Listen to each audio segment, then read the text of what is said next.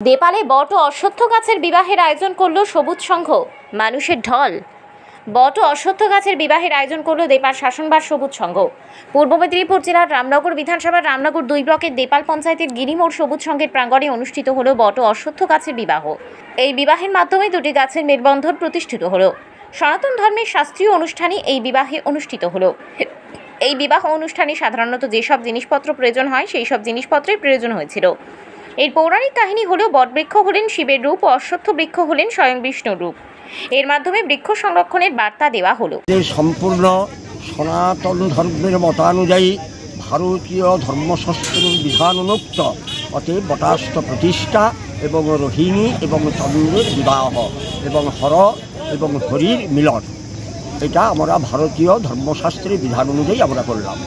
ধ্বংস না হয়ে যায় অতএব তার রক্ষার জন্য এই ব্যবস্থাটা প্রতিষ্ঠিত করা এবং সেটা আমাদের মুনি ঋষিরা ব্যবস্থা করেছেন ধর্মশাস্ত্রের মাধ্যমে।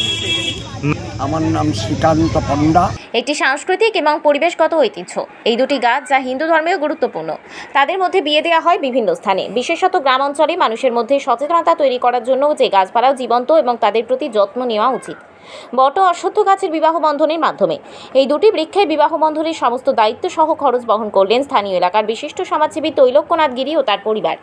উনি বলেন, আমি শুনেছিলাম কিন্তু কোনোদিন দেখিনি। ব্রাহ্মণদের সাথে কথাবার্তা বলেছিলাম, ওনারা সহমত হয়েছিলেন, তাই দুটি বৃক্ষের বিবাহ অনুষ্ঠানটি সম্পন্ন করতে পারলাম। তার পাশে আমি একটা অশ্বত্থ গাছ লাগালাম। তারপরে অশ্বত্থ গাছ লাগানোর পর দেখলাম, আমি চিন্তা করলাম যে একটা বটের সঙ্গে থাকবো, এভাবে বটও লাগালাম। যখন বড় হয়ে গেল তখন বেশ আমার চিন্তা ভাবনা হলো, এখানে একটা বেজি করলাম। বেজি করার পর আবার চিন্তা করলাম যে একটা বিয়ে করি। বট অশ্বত্থের বিয়ে হয় আমি শুনেছি, আমি দেখিনি কোনো দিন, তো শুনেছি। তার জন্যই পুরোহিত মশাইয়ের সঙ্গে যোগাযোগ করে বিয়ের প্রস্তাব। এটা তো মানুষের আগ্রহ আনন্দ বা এখানে পুরো এটা লোককল্যাণমূলক কাজ। এটা আমরা 5 জনকে দেখালাম এবং আমার নাম ত্রৈলোক্যনাথ গিরি। এই ধরনের বিবাহ সাধারণত গাছ লাগানোর বার্তা দিতে এবং পরিবেশের প্রতি মানুষের সচেতনতা বাড়াতে করা হয়। গাছগুলোকে বড় কোণে হিসেবে সাজিয়ে গায়ে হলুদ, মালা বদল, সিঁদুরদান এবং অন্যান্য বিবাহ সম্পর্কিত অনুষ্ঠান পালন করা হয়। এই বিয়ের জন্য পুরোহিত এবং অন্যান্য ঐতিহ্যবাহী লোকজনকে আমন্ত্রণ জানানো হয়েছিল। সনাতন ধর্মে আমাদের যে সমস্ত বৈদিক ক্রিয়াকলাপ রয়েছে সেই সমস্ত ক্রিয়াকলাপ করলে আমাদের মন, প্রাণ, অস্তিত্ব, পঞ্চভূত আমাদের সেটা পরিশোধিত হয়। সেই জন্যে আমরা কিছু দান, ধর্ম, যজ্ঞ অনুষ্ঠান করে থাকি। তার মধ্যে এই বটাস্থ বৃক্ষ প্রতিষ্ঠা, এই বটাস্থ বৃক্ষ প্রতিষ্ঠা যারা করেন বা যারা করেছেন তারা অশ্বমেধ যজ্ঞের ফল পেয়েছেন। সেই অশ্বমেধ যজ্ঞের ফল আগেকার মুনি ঋষিরা যেভাবে করে পেয়েছিলেন, আমরা মনুষ্য সম্প্রদায় সেটা যজমানকে প্ররোচনা দিয়ে, যজমানকে বলে তাকে এই ব্যবস্থায় নিয়েছি। এনে তিনি যে এই বট অশ্বত্থ প্রতিষ্ঠা করলেন, তার পূর্বপুরুষ এবং বংশ পরম্পরায় তারা এর একটা বিহিত ফল পেতে থাকবেন। রোগ ব্যাধি, জরা ব্যাধি, কঠিন ব্যাধি হইতে তারা মুক্তি পাবেন, অক্ষয় স্বর্গসুখ ভোগ করবেন এবং জীবনের অন্তে তারা শান্তিতে বসবাস করতে পারবেন। এই ভেবে বা এইটা জেনে আমরা এই বটাস্থ বৃক্ষ প্রতিষ্ঠা করব। দলকে বার্তা দেব, তারা যেন সবাই এসে এই বটাস্থ বৃক্ষের জলদান করেন। বটাস্থ বৃক্ষে যদি জলদান করেন তাহলে তারাও কিছুটা ফলের অধিকারী হয়ে থাকেন এবং তারা এই বৃক্ষকে রক্ষা করার জন্য সবাইয়ের কাছে আমরা মিনতি করব যাতে এই বৃক্ষের কোনো ক্ষতি না হয়। যারা এই বৃক্ষতে আসবেন বা বৃক্ষের ছায়ায় যারা বসবেন তারা নিশ্চয়ই শান্তি অনুভব করবেন। কুপদক বটচ্ছায়া সামাস্ত্রী চেষ্টকালয়ম শীতকালে ভবে দুঃস্ব গ্রীষ্মকালে চ শীতলম। এই কথাটার অর্থ হচ্ছে যে একমাত্র বট অশ্বত্থের ছায়া গরমকালে প্রচুর ঠান্ডা দেয় এবং ঠান্ডাকালে প্রচুর গরম অনুভব করে। মানুষ তাই বটের ছায়ায়, অশ্বত্থ গাছের ছায়ায় এসে বিশ্রাম করে। সেই জন্য এই বট এবং বটবৃক্ষ এবং অশ্বত্থ বৃক্ষ আমরা প্রতিষ্ঠা করে 5 জনের এবং জনসাধারণের কাছে সেটা তুলে দিলাম, যাতে তারা এখানে এই রাস্তার পাশে তীব্র রোদে এসে তারা বিশ্রাম নিতে পারে, তারা বসতে পারে, তার ছায়ার অনুভব করতে পারে, শীতলতা অনুভব করতে পারে ইত্যাদি। নামটা আপনার? আমার নাম দেবাশিস পণ্ডা। এই ধরনের বিবাহ মানুষকে বোঝায় যে গাছপালাও মানুষের মতো জীবন্ত, তাদের প্রতি ভালোবাসার প্রয়োজন। বট ও অশ্বত্থ গাছ উভয় দীর্ঘজীবী এবং তাদের বিভিন্ন ঔষধি গুণ রয়েছে। অশ্বত্থ গাছ হিন্দু ধর্মে একটি পবিত্র গাছ হিসেবে বিবেচিত, তাই এর সঙ্গে বিয়ে দেওয়া একটি বিশেষ ঐতিহ্য।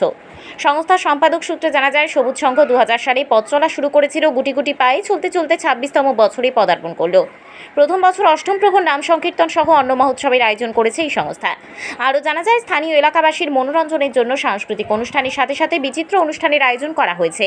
সবুজ সংঘের আয়োজনে মনসা পুজো দীর্ঘ 2000 সাল থেকে হয়ে আসছে। এবছর অ্যাড করা হয়েছে অষ্টম প্রহর নামযজ্ঞ সহ অন্ন মহোৎসবের আয়োজন করা হয়েছে, ওটা অ্যাড করা হয়েছে নতুন। এবছরের প্রথম শুরু করা হয়েছে অন্ন মহোৎসব।